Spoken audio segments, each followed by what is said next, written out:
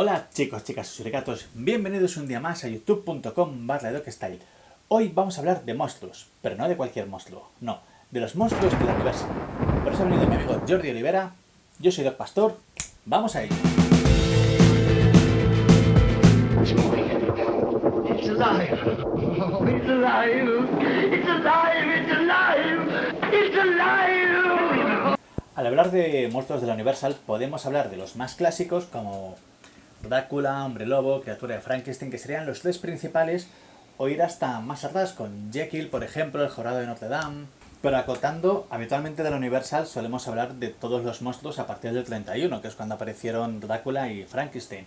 Pero es verdad que se puede ir desde los años 20, con estos que hemos nombrado, con Lon Chaney Parley, hasta casi los 50, bueno, yo diría que hasta el 48, que sería cuando apareció la de Bata Tilu Costello contra los fantasmas en España, que era Bata Tilu Costello meets Frankenstein, ¿era? Sí. El original.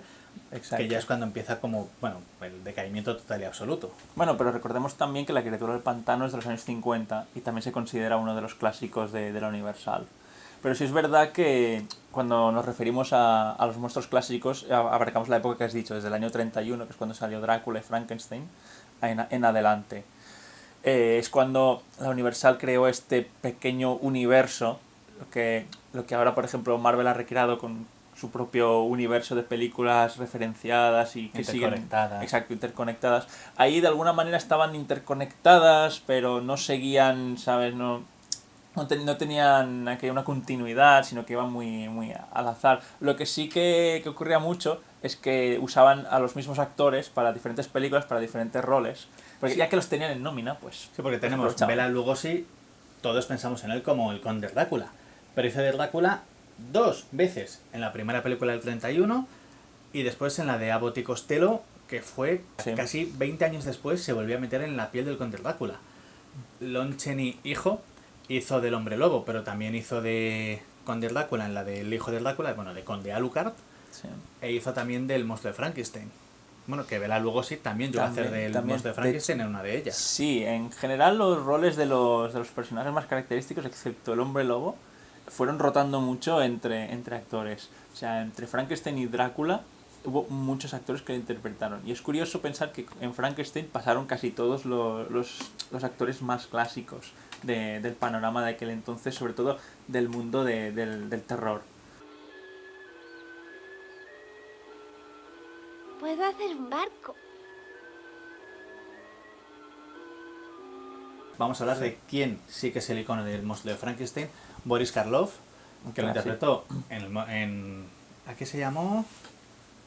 La película era El Doctor Frankenstein, se llamó en España, Sí. en América era solo Frankenstein, en El Hijo de Frankenstein y en La Novia de Frankenstein, que es la segunda parte, que para mí es la mejor de todas. Esa trilogía es muy redonda, porque la primera pues te presentan lo que sucedió, la segunda empieza con una apertura en la que se ve a la propia Mary Shelley contando a Byron cómo continuaba la historia, y luego llegamos a la tercera parte, que sale un desconocido hijo de Frankenstein, que bueno, que llega allí, además es cuando aparece Igor por primera vez, con Bela Lugosi haciendo de un ahorcado, además tiene aquí la marca de cuando le han ahorcado, le declararon muerto, pero no estaba muerto, se ha hecho amigo de Frankenstein, y esa trilogía funciona muy bien, pero luego a partir de ahí Boris Karloff se piró, y hay que reconocer que las cosas fueron un poquito hacia abajo.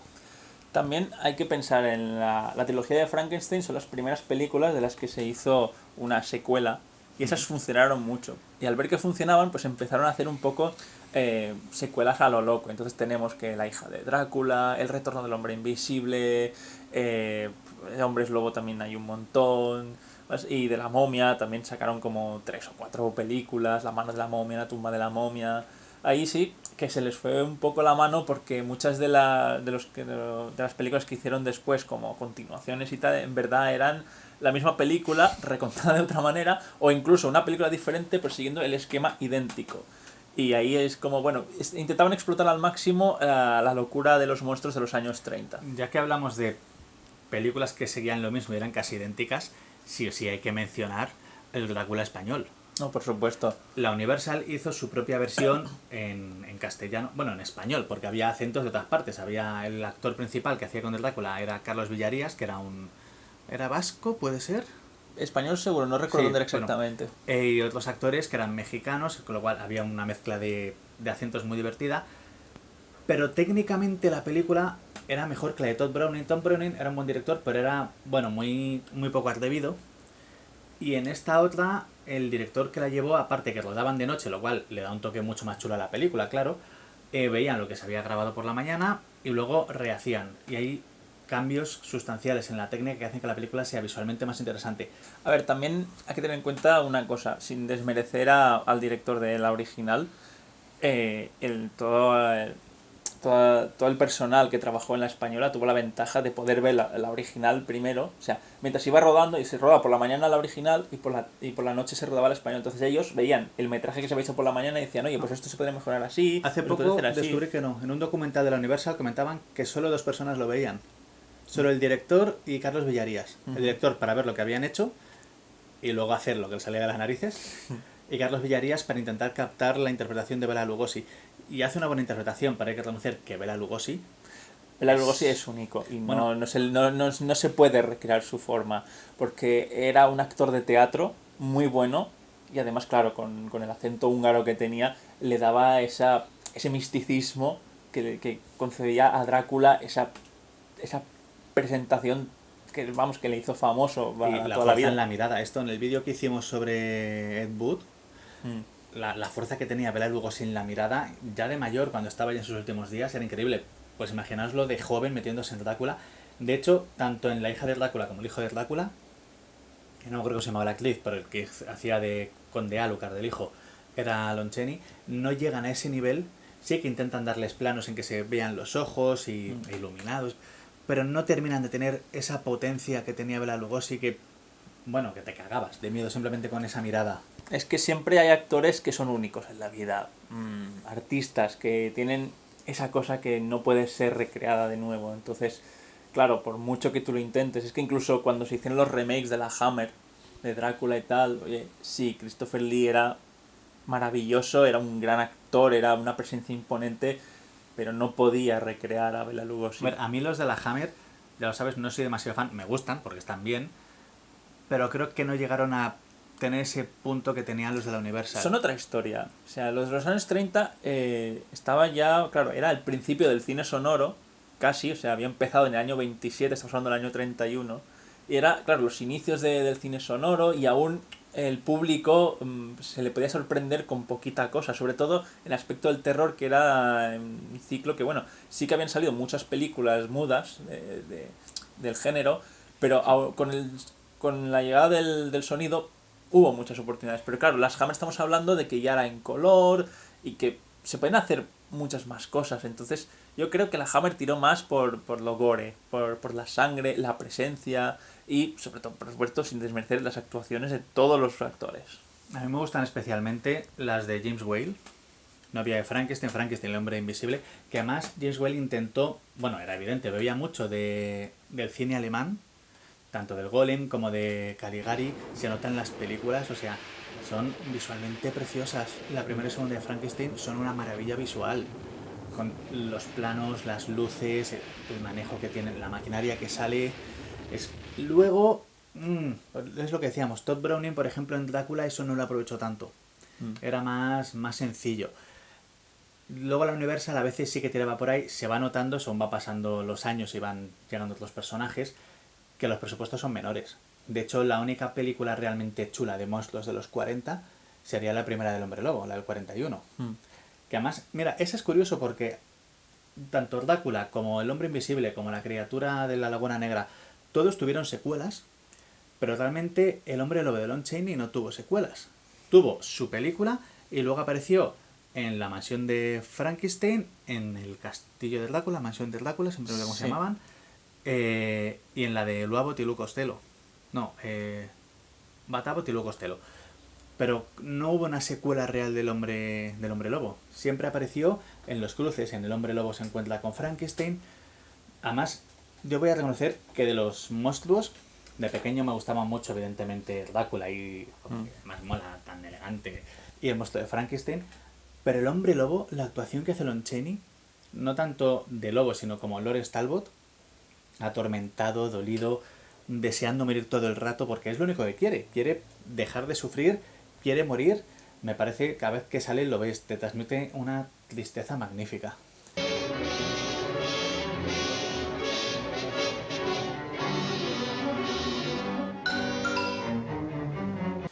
Es que Lon Chaney Jr. era un actor que lo llevaba en la sangre. Recordemos que Sí, su claro. padre ya había estado trabajando en Universal en los tiempos del cine mudo y había sido el jorobado de Notre Dame y también había salido donde El fantasma de la ópera, El fantasma de la por ópera, ejemplo. otro gran clásico de la Universal. Claro, no nos olvidemos de esto. Entonces él ya lo llevaba en la sangre y probablemente aprendió mucho de su padre. Claro, teniendo en cuenta que su padre trabajó eso, pues como he dicho, en la época en la que realmente necesitabas expresar tu cuerpo, ya que no puedes hacerlo con la voz. Entonces, claro, ahí se nota que aprendió mucho de él y cuando se pone delante de la cámara y se pone en el papel tanto del hombre lobo como del humano que es el hombre lobo, que expresa con todo el cuerpo y todo el alma o sea, esta sensación de hastío y desesperanza que tiene el personaje. Y es muy interesante también una escena en la que se ve cómo poco a poco se va transformando en el hombre lobo. En la primera es súper bonito de ver, Es precioso. genial, es simplemente que le van aplicando el maquillaje y a medida que se lo van aplicando van grabando. Y así se va viendo gradualmente y es como se ve el proceso de se está transformando y él va poniendo caras y tal y cada vez se va haciendo más lobo y es impresionante. ¿Sabes que en teoría ese maquillaje iba a haber sido para la película del Lobo Humano, que era de unos 7 años antes me parece, pero el actor no quería porque dijo que no se le vería bien el rostro, con lo cual no fue hasta que llegó Lon Chaney Jr. que se pudo aplicar ese maquillaje? Eso no fue lo mismo que dijo Bela Lugosi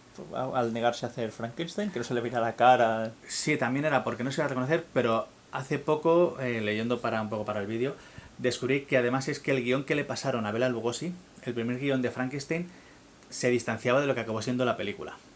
Y de hecho comentaba, fue en un documental y uno de los participantes decía que era normal que se negara, porque claro, de lo que iba a ser a lo que acabó siendo. Pero sí que, por ejemplo, fue un error para Bela Lugosi. También pasaba que se quedó muy encasillado dentro del cine de terror, porque Boris Karloff también, pero se fue marchando. Luego salió en la de La Zinger y los monstruos, que era la de la mansión de Frankenstein, me parece, Sí. que sale Boris Karloff. Como, de hecho, lo que decíamos de cómo iban haciendo secuelas y salía el hijo de...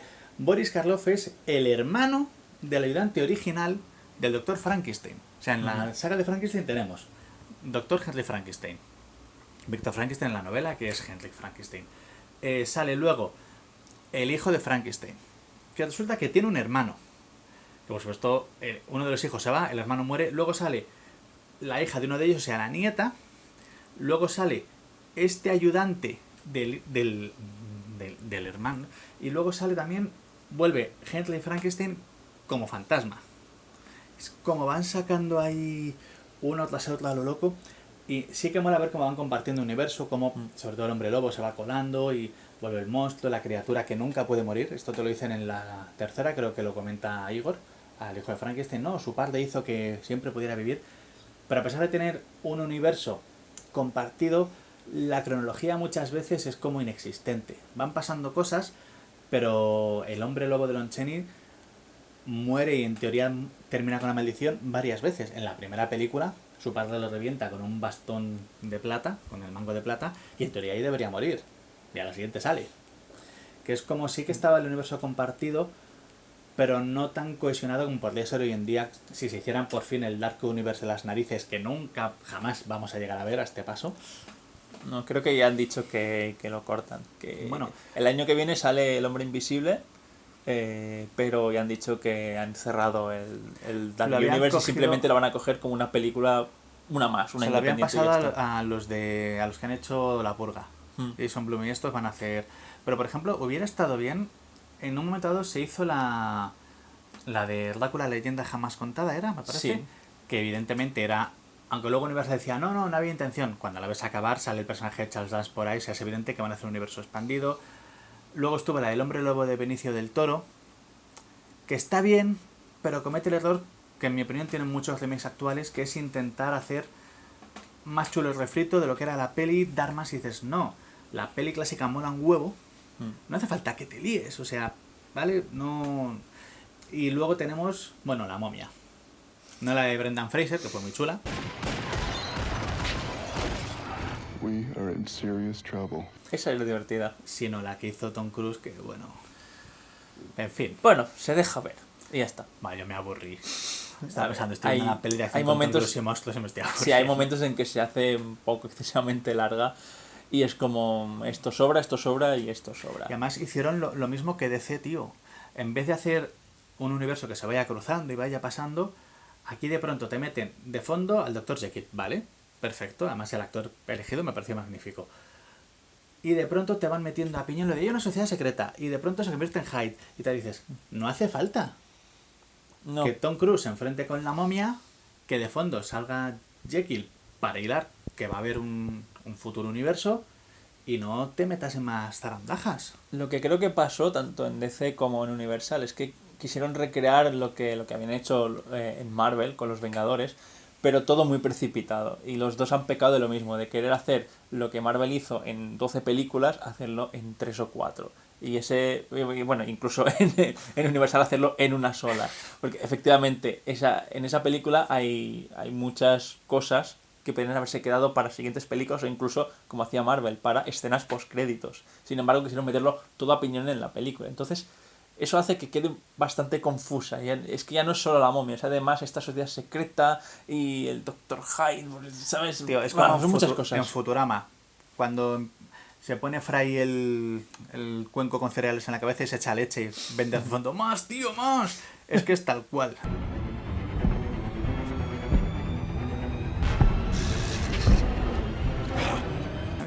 Si te tuvieras que quedar con un monstruo de la Universal, ¿con cuál?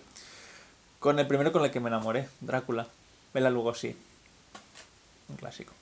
Yo creo que el hombre lobo. Es que ya te digo, de pequeño me gustaban más los otros, pero es que luego, según me he ido haciendo mayor, la interpretación de Lon Chaney como Lawrence Talbot... O sea, bueno, claro, es cierto, no me quedo con el hombre lobo, me quedo con Lawrence Talbot, con el tormento que sufre, me parece que es súper chulo.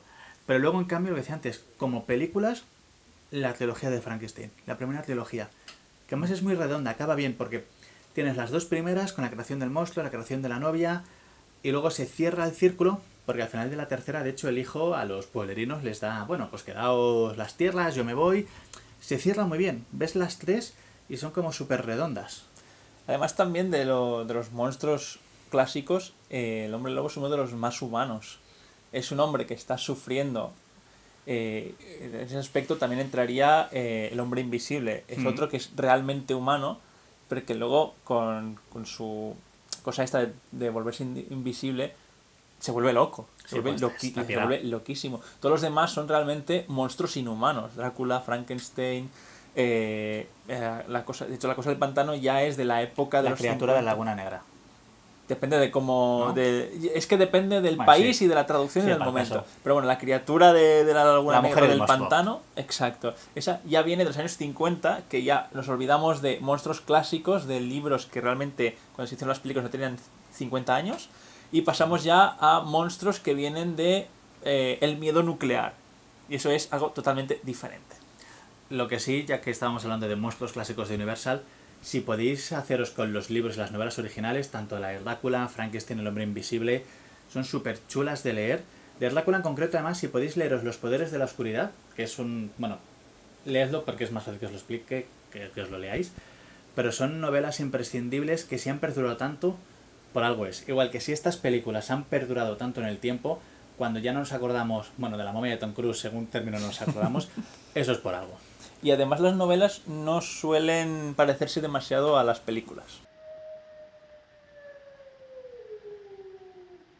Listen to them. Children of the night. What music they make. Bueno, si queréis más vídeos de este tema, dad like. Pasadlo bien, leed mucho y ved muchas películas. Adiós.